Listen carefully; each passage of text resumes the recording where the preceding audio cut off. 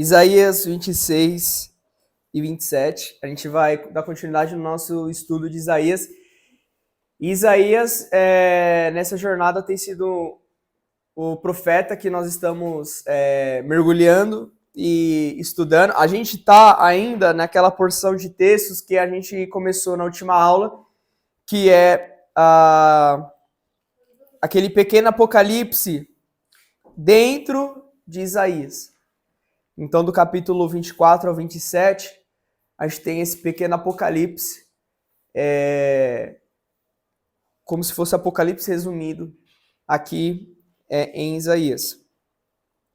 E no capítulo 26, a gente vai ver ali aproximadamente 4, 5 canções que vão ser cantadas no fim dos tempos.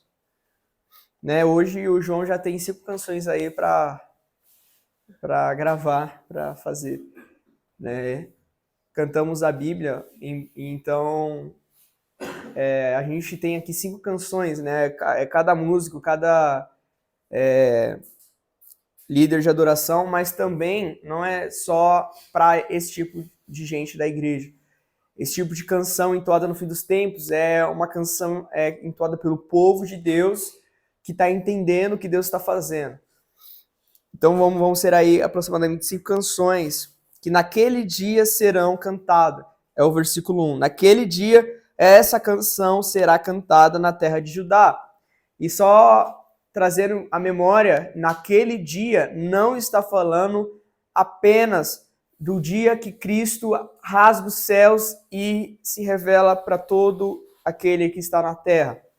Essa é a segunda vinda. Naquele dia, na profecia, aponta para todos os eventos do fim dos tempos. Quando a gente fala do dia do Senhor, o dia do Senhor não é só a segunda vinda. O dia do Senhor é todo o momento em que Deus se revela.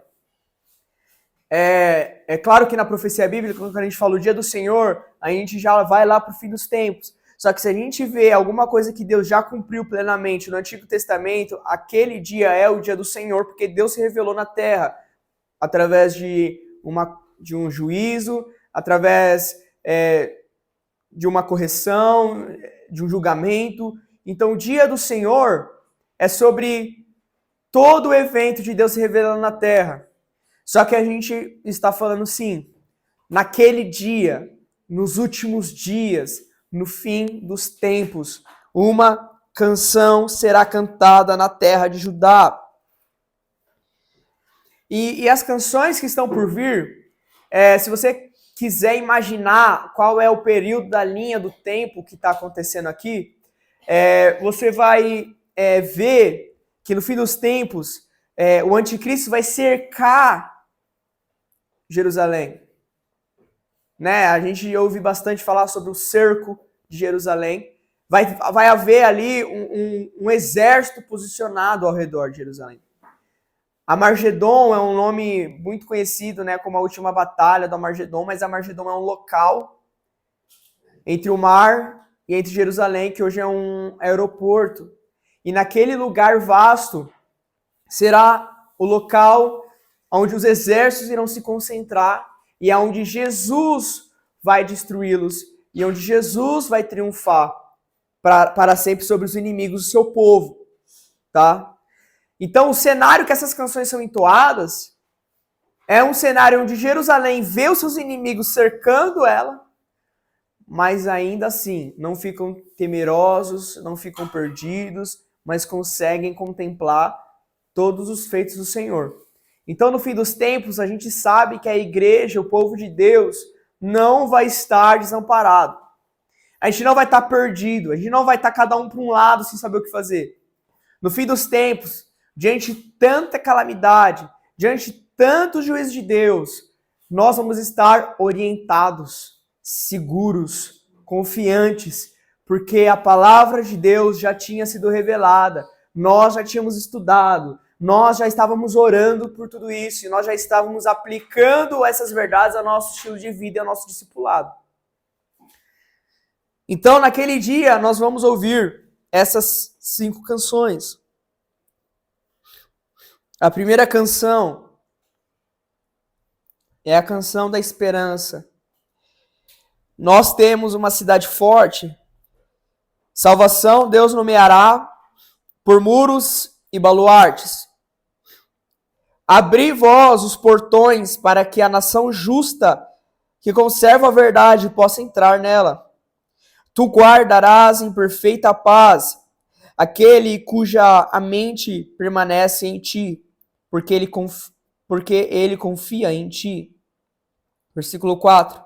Confiai no Senhor eternamente, porquanto no Senhor Jeová está a força eterna. Porque ele derruba aqueles que habitam no alto, a cidade arrogante ele a põe abaixo, precisamente ao chão, ele a traz precisamente ao pó. O pé a pisará, precisamente os pés do pobre e os passos do necessitado.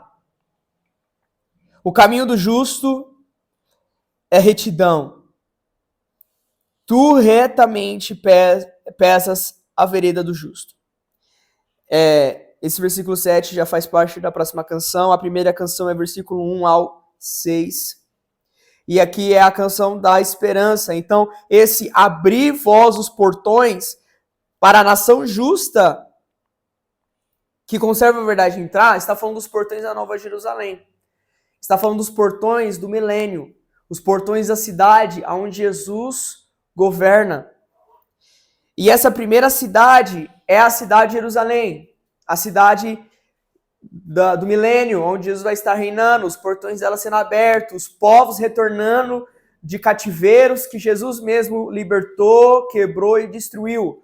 Remanescentes vindo de todos os cantos da terra e entrando em Jerusalém. Mas a segunda cidade é a cidade da Babilônia. É a cidade que será destruída. Então, nessa canção de esperança, esperança é o que nos move. Né? Agora falando do nome da nossa comunidade, zelo e esperança. A esperança do cristão é qual? É a que Jesus Cristo ressuscitou. E ele tem ainda muito mais promessas feitas por ele para cumprir. Ele ainda tem um inimigo que é a morte para destruir o pecado, os inimigos do seu povo, de Israel. Então a esperança é o que nos move. Porque sem esperança a gente não caminha, sem esperança a gente não progride, sem esperança a gente retrocede, sem esperança a gente desiste. Então o cristão, todo aquele que crê no Deus de Abraão, tem a esperança de que ele começa a obra, mas ele termina. Então a canção de esperança é olhando para os inimigos, cercando você, mas você cantando que os portões da cidade de Deus são abertos para que os justos entrem. E a cidade inimiga, ela é destruída e rebaixada ao pó. Então, essa segunda cidade se refere à cidade da Babilônia, que vai ser destruída no fim dos tempos. A cidade que se embriaga com o sangue dos santos de Deus, que espalha a fornicação e que promove o pecado. Ela vai ser destruída no fim dos tempos, levada ao pó. E essa canção é uma canção de um povo que não está com medo, não está pensando em desistir, mas que está confiando no Senhor e cantando tudo que ele vai fazer. E quando a gente canta, quando a gente vai adorar o Senhor, a gente precisa entender isso, né? A gente está declarando, muitas vezes, coisas que ele vai fazer. E a gente também, às vezes, está cantando, reconhecendo coisas que ele já fez, mas, via de regra, nossas canções têm que ser para exaltar o Senhor. Não cantar sobre nós, mas cantar sobre o que ele faz, sobre o que ele fez, reconhecendo, adorando, gerando esperança no nosso coração, gerando gratidão e louvor no nosso coração. Olha o versículo 4. Confiai vós no Senhor eternamente, porquanto no Senhor Jeová está a força eterna. Então, diante do inimigo cercando aquela cidade, qual que é a canção? Confiem no Senhor eternamente, porque nele está a força. Confiem no Senhor Jeová, porque Ele derruba aqueles que habitam no alto. Abate a cidade prostituta Babilônia ao pó.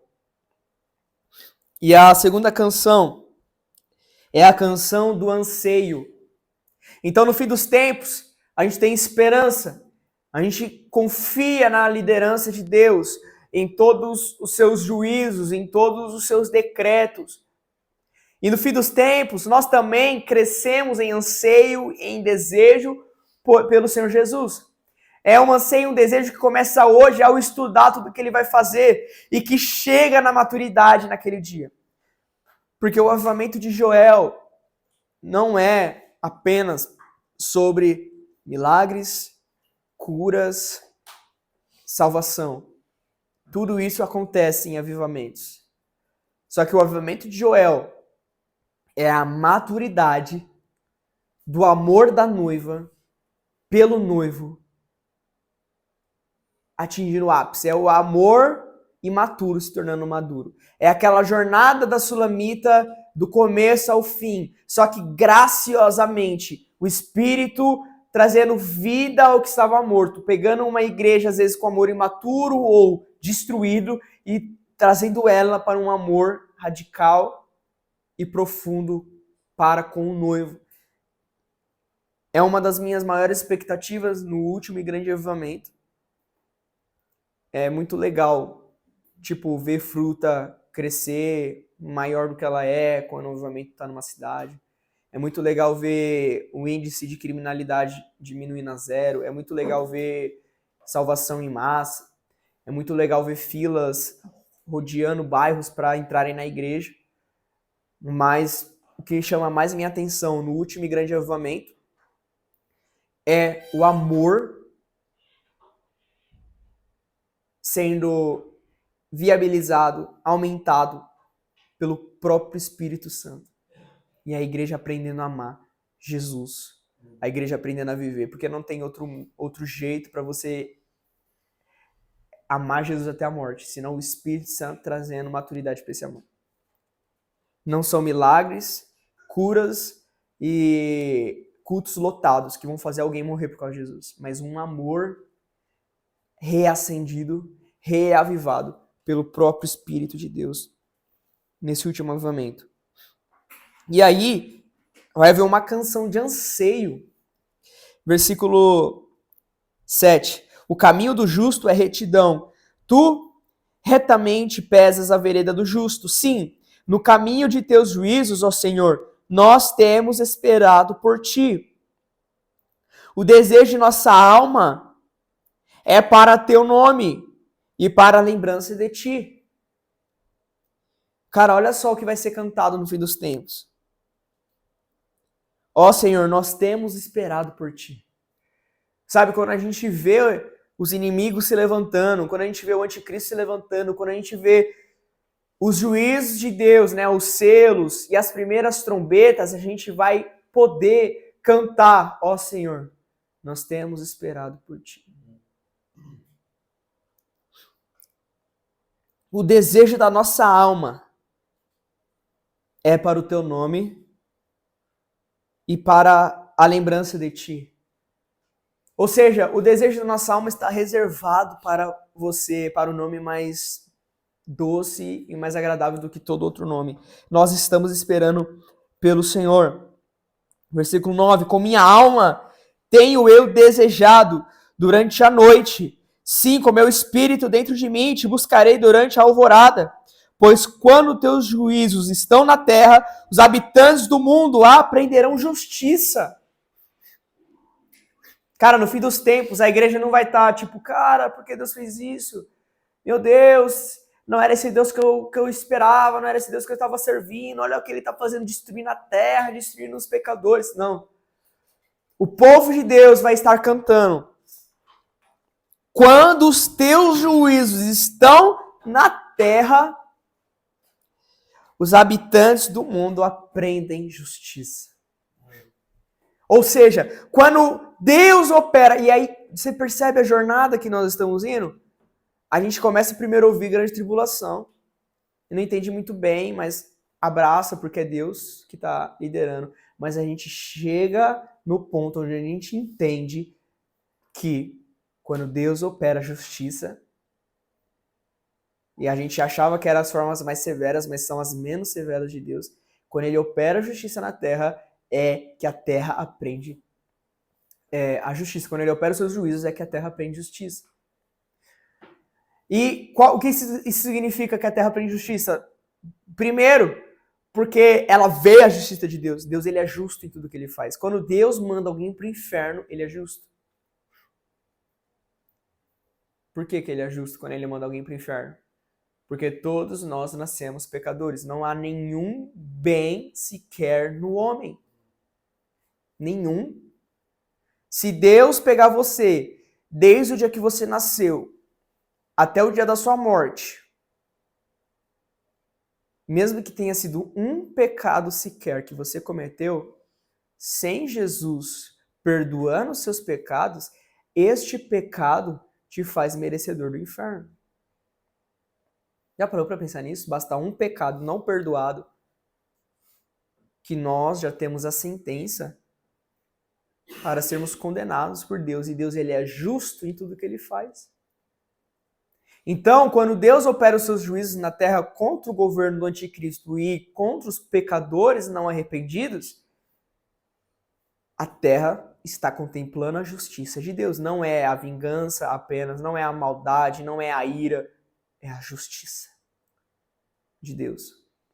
E a segunda quando fala que a terra aprende justiça, é porque o objetivo dos juízos de Deus também é gerar arrependimento, é gerar amor sincero, é gerar amor voluntário. Então, quando a terra prova os juízos de Deus, há arrependimento, há amor voluntário. Lembra que a gente falou, a grande tribulação tem o foco principal. Os juízos de Deus têm os focos principais de abalar a sociedade, a segurança social, a segurança financeira, a estabilidade, até os cosmos serão abalados, né? Então Deus vai abalar tudo para realmente gerar arrependimento no homem, na força que ele apoiava no próprio braço, na arrogância, na prepotência, mostrando que só Deus é Deus. Então, aprendemos justiça quando Deus revela os seus juízos. Por quê? Olha o versículo 10. Porque se favor for demonstrado ao perverso, ele não aprenderá justiça. Na terra da justiça, ele vai se portar injustamente e não contemplará a majestade do Senhor. De quem o autor está falando? Do ímpio. Sem o juízo de Deus, o ímpio continua vivendo no seu pecado, na sua iniquidade. O ímpio, ele vai continuar se afundando nos seus próprios pecados. Se Deus favorece o ímpio, ele continua no seu caminho de injustiça. Ele não contempla a majestade do Senhor. Voltando para o texto anterior, porém, quando Deus revela o seu juízo, a terra aprende justiça. Voltando um pouco mais, olha só o que fala. Com a minha alma tenho eu te desejado durante a noite. Sim, com o meu espírito dentro de mim te buscarei durante a alvorada. O que eu entendo nesse desejo, nessa canção de anseio? Eu te espero durante a noite. É como se fosse a espera, o aguardo, o anseio, num momento que você não pode fazer muita coisa. Só esperar, só aguardar, só desejar. É como se não houvesse sol, a pessoa não pudesse fazer muita coisa, então ela passa a noite desejando. A noite também traz referência à grande tribulação. A grande tribulação é um período de escuridão, até por isso que a vinda de Cristo é como o nascer de um sol. É tipo a viração do dia. É o fim da grande tribulação para sempre.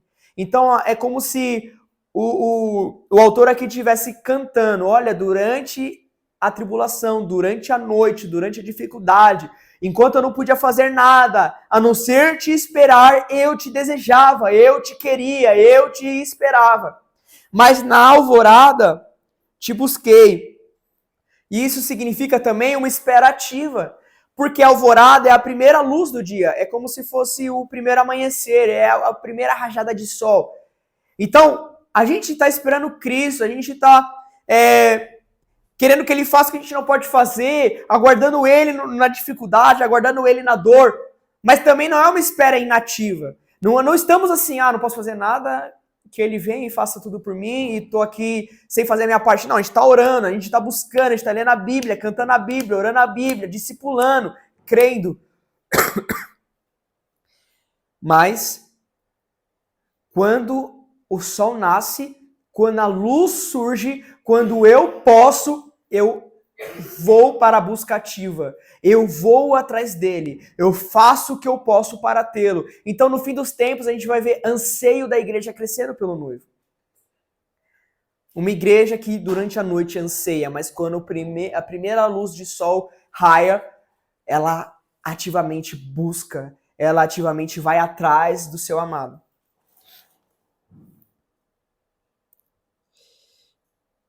O versículo 11 vai falar mais de um contexto daquele de Mateus 24:14.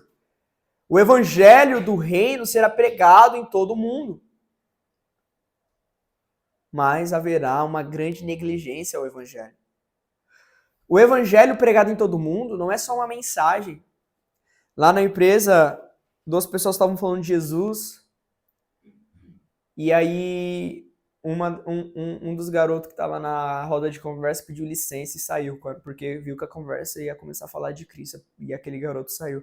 E a gente conversando, eu falei, olha, quando alguém nega o evangelho, quando alguém nega essa mensagem, ele não está negando uma história, ele não está negando mais uma das religiões que existem no mundo. Essa pessoa está negando a aliança de Deus com ela, porque Jesus diz, este é o meu corpo, este é o meu sangue, a nova aliança. Então, quando a gente prega o evangelho, a gente está colocando diante das pessoas a aliança que Deus está querendo fazer com ela.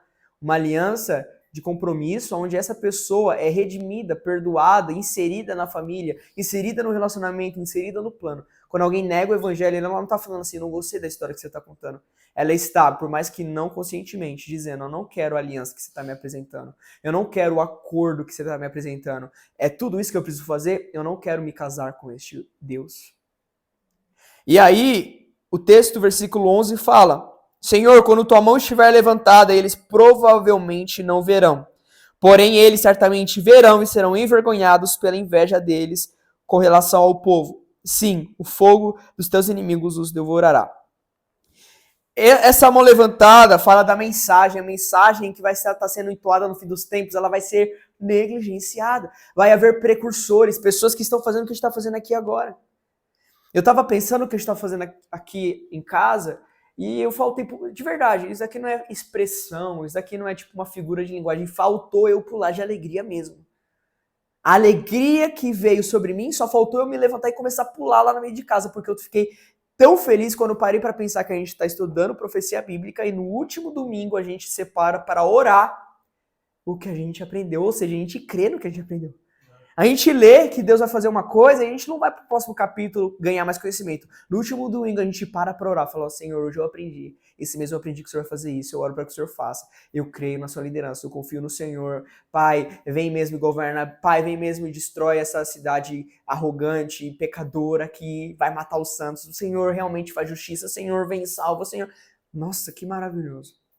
E as pessoas que estão nessa dinâmica, conhecendo Jesus pela palavra, conhecendo Jesus pela oração, vão ser as pessoas que o Senhor vai usar no fim dos tempos para pregar a mensagem dele.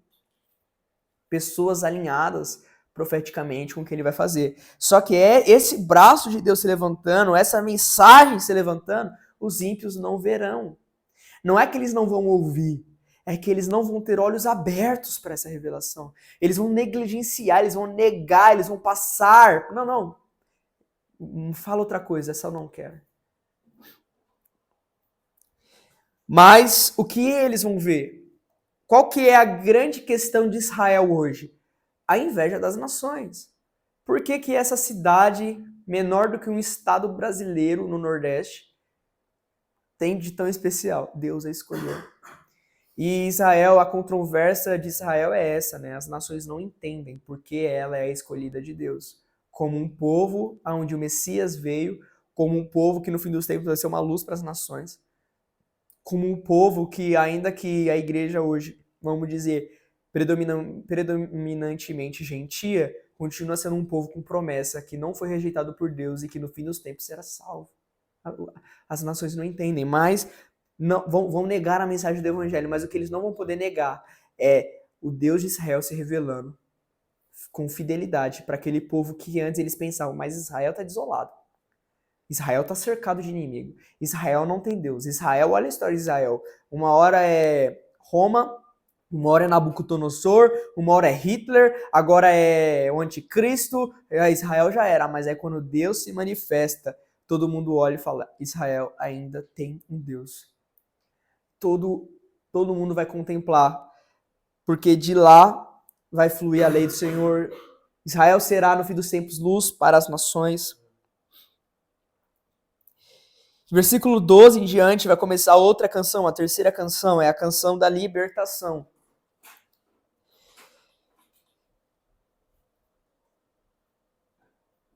Bom, aqui ela vai começar a cantar, por exemplo, olha só, no versículo 13, é uma canção de fidelidade, né? Olha, nós tínhamos outros senhores além do Senhor. E isso talvez traz referência a outros governantes que Israel teve, mas no fim ela declara: mas nós, porém, por tua causa somente faremos menção do teu nome. Ou seja, no fim dos tempos, o povo de Deus vai estar declarando fidelidade ao Senhor. Olha, passou muitos governantes, tivemos muitos reis, muitos líderes, mas somente do seu nome nós lembraremos e mencionaremos. É como se muitas pessoas passaram pela sua vida, te deram presentes, dinheiro, oportunidades, mas no final de tudo você fala assim: diante de tudo isso, eu reconheço que só o nome do Senhor é um nome que deve ser reconhecido. Foi o Senhor que me trouxe até aqui, foi o Senhor que me deu a vitória. Então, tipo, é como se Israel no fim dos tempos e o povo de Deus, nós, a igreja, no fim dos tempos, depois de tudo, não dessemos crédito a alguma figura humana na frente, mas ao Deus que cumpriu o que prometeu, fidelidade ao Senhor.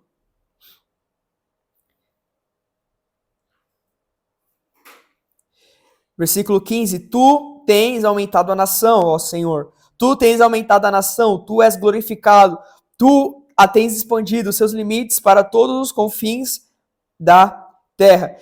Isso daqui aponta para Gênesis 15, 5. Então, Deus ele vai expandir não só o território, mas ele vai expandir o seu povo, como prometeu para Abraão. Então, hoje, a promessa da terra ainda não se cumpriu futuramente, mas no dia do Senhor, não só receberão, mas esses limites serão expandidos para todos os confins da terra. A nação de Israel será aumentada, ela terá sua terra, ela será uma bênção para todos os povos, e todas as promessas de Deus para Israel se cumprirá. Então, no fim dos tempos, eles cantarão que Deus, ele é fiel, e que o que ele prometeu em Gênesis 15, 5, se cumpriu. E olha só, o resultado da disciplina do Senhor no versículo 16. A disciplina do Senhor, o juízo de Deus na terra, gera uma consequência. E qual é? Senhor, em angústia tem eles te buscado. Eles derramaram copiosamente uma oração quando tua disciplina estava sobre eles. Então, quando a gente vê a disciplina de Deus, o juízo de Deus na terra, a gente vê um povo que em angústia começa a buscar e derramar orações diante do Senhor. E aí você talvez pare para pensar, será que vale a pena disciplina e juízo? Se a gente para calcular o resultado, vale, porque a gente vê um grupo de pessoas, um povo temendo, buscando e derramando oração diante do Senhor. E a gente viu no capítulo 19 que a disciplina do Senhor e o espírito dele operando no Egito vai fazer que toda uma nação coloque no centro da cidade e nas fronteiras a declaração de que eles adoram a Deus.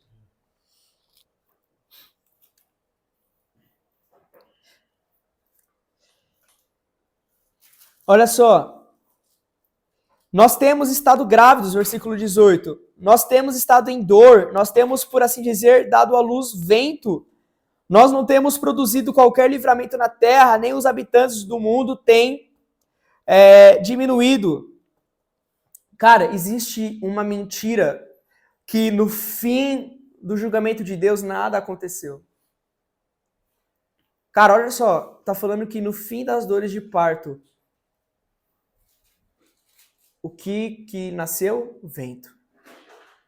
É como você pegar uma mulher, ela passa por todas as fases de uma gestação, ela começar a sentir dores de parto, entrar em trabalho de parto, e cara, o que consola uma mulher na gestação é o filho.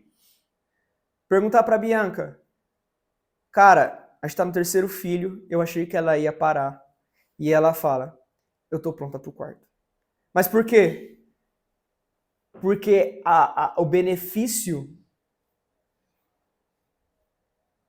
supera qualquer dor, qualquer processo difícil que uma mãe passou até gerar um filho. Quando ela olha o Theo, ela não lembra das ânsias, das contrações, ela olha o Theo e ela fala assim, Mateus, se todas as coisas cooperassem para que sim, eu teria o quarto. Ela não fala assim, nossa, nunca mais, eu não, Deus me livre, deixa pra outra. Não, a mãe, quando ela olha o bebê, ela pode decidir por não ter mais, mas ela não vai decidir por não ter mais porque ela não aguentou o processo. Porque você conversa com mulheres que teve trabalho de parto normal, ela fala que é a pior dor do mundo, mas ela fala que quando nasce ela esquece. Então, isso é maravilhoso, mas imagina passar por tudo e parir vento. Então, aqui tem duas coisas que eu queria trazer para vocês. E eu deixo vocês, no estudo pessoal de vocês, encontrar a verdade para esse versículo. Aqui pode estar se dizendo pessoas que mesmo depois do juízo, mesmo depois do julgamento, não se arrependem. Isso aqui pode estar falando de pessoas que vão passar a grande tribulação, vão ser, sabe, expostas às disciplinas de Deus, vão passar a dor de parto, mas quando for para dar uma resposta de arrependimento, quando for para dar uma resposta de salvação, ela para e vento. E nada aconteceu com ela. É um cenário também do fim dos tempos, a gente vê em Apocalipse, que mesmo Deus liberando demônios para torturar o homem e não matar, eles não se arrependem dos seus pecados, dos seus homicídios, da sua imoralidade, enfim, eles não se arrependem. É um contexto do fim dos tempos, pode ser uma verdade para esse texto. E também pode se falar da mentira de que passar dor de parto não gera nada. É a mentira de que passar pelo processo de Deus não gera nada. É a mentira de que no fim da grande tribulação o Filho de Deus não vem. É a mentira de que tudo isso está acontecendo. Será que Deus vai cumprir o que ele prometeu? Então também tem a mentira no fim dos tempos daqueles que blasfemam, daqueles que não creem, daqueles que vão querer gerar dúvida no coração do povo de Deus, dizendo, mas será mesmo? Olha, mas está indo para o terceiro ano de juízo, de não sei o que, será que vai acontecer? Então uma mentira depois de tudo que Deus faz, nada de fato acontece. É uma mentira, porque Deus alcança os seus objetivos, tudo que Deus deseja a ele vai alcançar. Em Isaías 53, quando Jesus na cruz estava sendo esmagado por Deus, quando ele viu a recompensa do que ele estava fazendo, isso o agradou. Então Deus sabe da sua recompensa, Deus sabe como orquestrar as coisas para extrair do homem arrependimento e amor voluntário. Aqui, né, no versículo 19, fala de uma ressurreição futura no fim dos tempos. Então, eu não sou muito bom em geografia, nunca fui para Jerusalém, mas tem fotos de um cemitério que fica ali, é um ponto turístico, enfim, lápides, pessoas foram enterradas ali propositalmente, porque elas creem que elas vão ressuscitar na volta do Messias. Você sabe, né, que quando Cristo morre na cruz, mortos ressuscitam, né? Mas na segunda vinda de Cristo há esperança de quando o guerreiro Messias vier, ele vai ressuscitar para si um povo, Tem pessoas que foram enterradas ali propositalmente por causa disso. E aí o versículo 18 do capítulo 26 fala, versículo 19. Teus homens mortos viverão, juntamente com o meu corpo morto, eles se levantarão. Despertai e cantai, vós que habitais no pó, porque teu orvalho é como o orvalho das ervas, e a terra irá expelir os mortos. O que é o orvalho?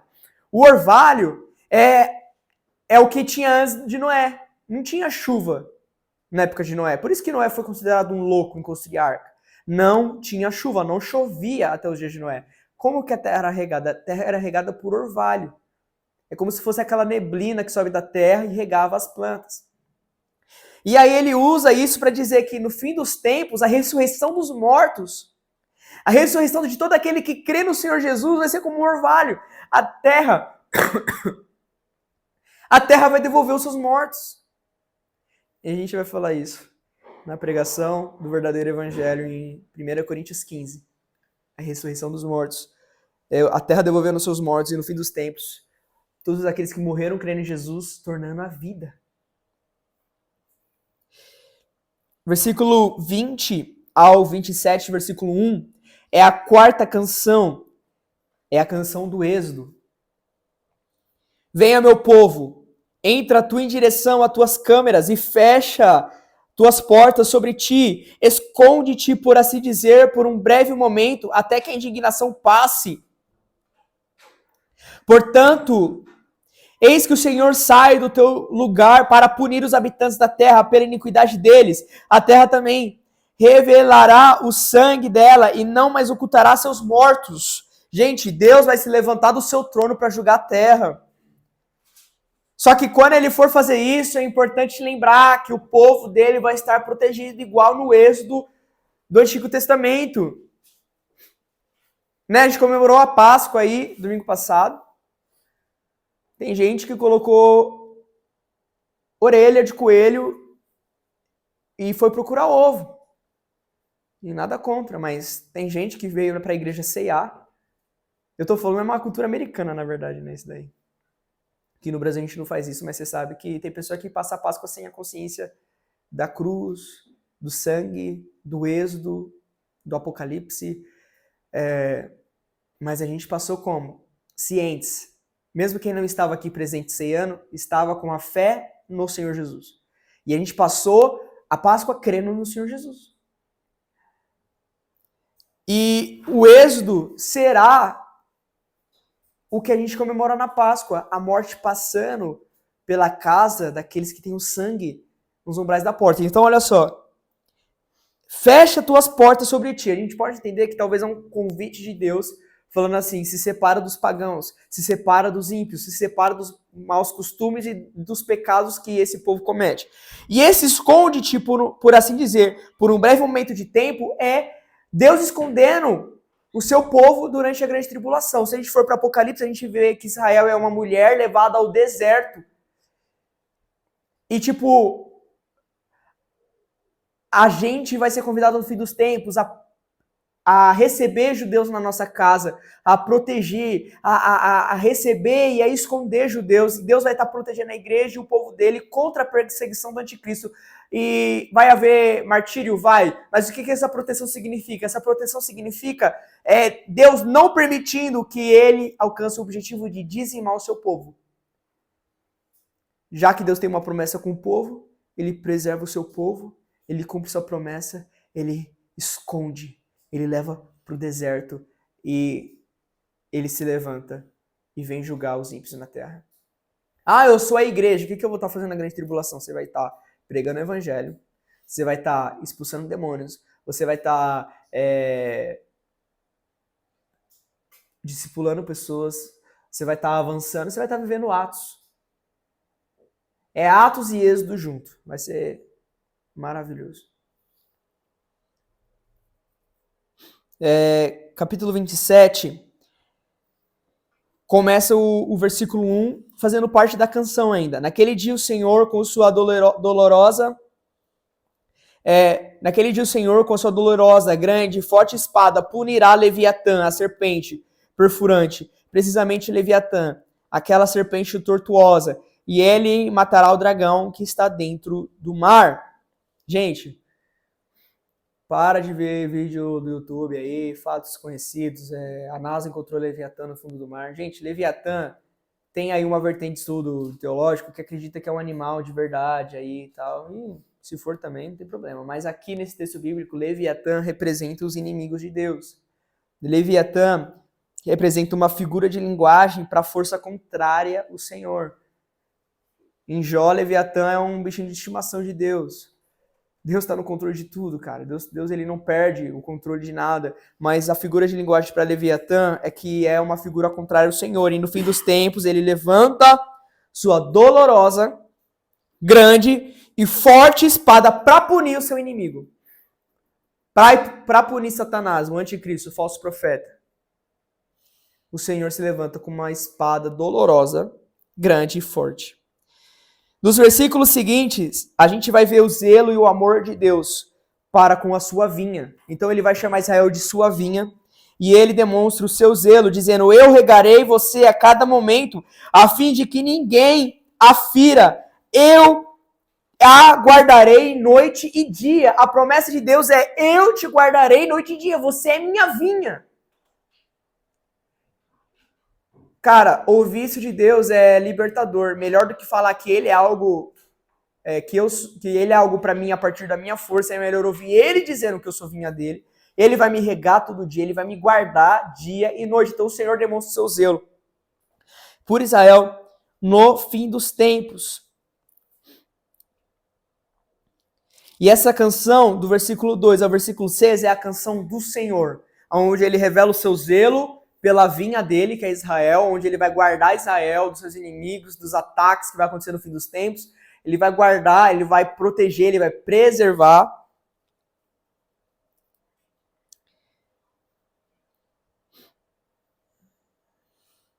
E termina, versículo 5, demonstrando possibilidade de arrependimento no fim dos tempos. E o versículo 6, a influência no milênio, né? Israel florescerá e brotará e encherá a face da terra com fruto. Glória a Deus, olha isso. Israel florescerá e brotará e encherá a face da terra com fruto.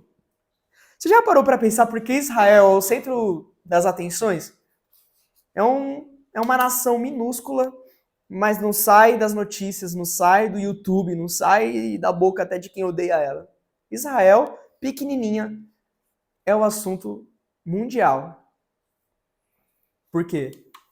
Porque a nossa atenção tem que estar para lá mesmo. Porque tudo que Deus vai fazer, Deus vai operar, Deus vai cumprir naquele povo. E a sua igreja vai estar colaborando, a sua igreja vai estar participando, a sua igreja vai estar agindo em oração ativamente, recebendo na casa, como eu disse, pregando o evangelho para eles. Mas o Senhor tem esse zelo, e aí no fim dos tempos Israel florescerá, e os frutos de Israel vai encher toda a terra. Você lembra de algum texto parecido? Que Jesus no trono vai governar, e a glória do Senhor será como as águas cobrem o mar. Cara, as consequências do Messias, o seu Jesus, Yeshua, governando fisicamente. Eu quero que você... Vamos falar um pouco sobre isso? Governando fisicamente? É Jesus ensinando leis, é Jesus refazendo leis, é Jesus dando ordenanças, direções, é Jesus levantando novos líderes, é Jesus levantando pessoas para consertar o esgoto, plantio, reasfaltar as terras, reconstruir casas. Cara, a gente destruiu os filmes imorais, os filmes com apologia ao pecado. Cara, levanta aí novos diretores de filmes. Cara, você tem que pensar assim no milênio. Prático, real. E o fruto de Jesus reinando sobre Israel vai encher toda a terra. Porque agora ele é o governante de toda a terra. Imagina o Tiago passando cabeamento no milênio. Vai destruir tudo na grande tribulação. Você tem que pensar de forma prática. Você vive de forma fiel hoje a Jesus, esperando no milênio servir Cristo, viver com Cristo no governo e no reino dele. E a gente tem que esperar com expectativa os frutos da Israel salva sobre toda a terra. Paulo fala, se a rejeição de Israel já trouxe benefício para a gente, quanto mais não será a salvação deste povo. Eu vou encerrar com você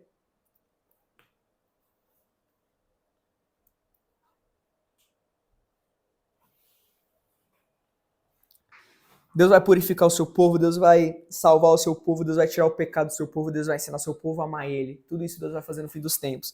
Versículo 12 e 13. E acontecerá naquele dia que o Senhor ajuntará desde o canal do rio até o ribeiro do Egito, e vós sereis reunidos um a um, ó vós, filhos de Israel. E acontecerá naquele dia que a grande trombeta será soprada, e eles virão, os quais estavam prestes a perecer na terra da Síria, e os rejeitados na terra do Egito, e adorarão ao Senhor no santo monte em Jerusalém. Qual é a nossa esperança? Qual é a nossa expectativa? Nossa expectativa é a 7ª trombeta soar. Nossa expectativa é Jesus vir ao som dessa trombeta. É remanescentes de toda a terra ir em direção a Jerusalém, porque Jesus sentou lá para governar. E a gente ser livre, eu quero que você pense que grande tribulação, vai ser guerra, vai ter pessoas levadas cativas, vai ter irmãos, se a gente estiver vivo, vai ter irmãos judeus, irmãos gentios, presos, cativos, só que Cristo vai libertar, Cristo vai lá pessoalmente quebrar, não é espiritualmente, Deus vai libertar você das amarras do seu vício, não, também, mas assim, Jesus vai lá, vai quebrar a corrente da mão do irmão lá preso, e esse irmão vai sair de lá e vai seguir Cristo até Jerusalém. É isso que Jesus vai fazer, ou o seu Jesus, ele é ainda alguém imaterial que você não consegue acreditar, como a Bíblia diz, ele vai descer, ele vai pisar sobre a terra, ele vai libertar os cativos, ele vai em direção a Jerusalém. E a gente tem que ter a esperança de que não vamos mais adorar o Senhor nas condições que a grande tribulação tinha colocado. Mas agora, depois da 7ª trombeta soar, nós iremos adorar o Senhor no seu santo monte em Jerusalém. Lembra aquela canção no começo? Olha, eu te espero durante a noite, eu te buscarei à alvorada. A gente vai cantar isso na grande tribulação, mas depois a gente vai falar assim, agora eu vou adorar ele no monte dele, agora eu vou lá, porque ele está sentado, ele está lá fisicamente, eu posso tocá-lo.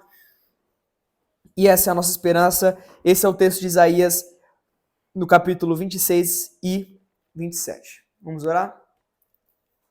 Senhor, eu te peço que essas 5 canções, Pai, de esperança, de anseio, de libertação, a canção que revela o seu zelo, sua proteção, seu êxodo, possam fazer parte da nossa vida agora.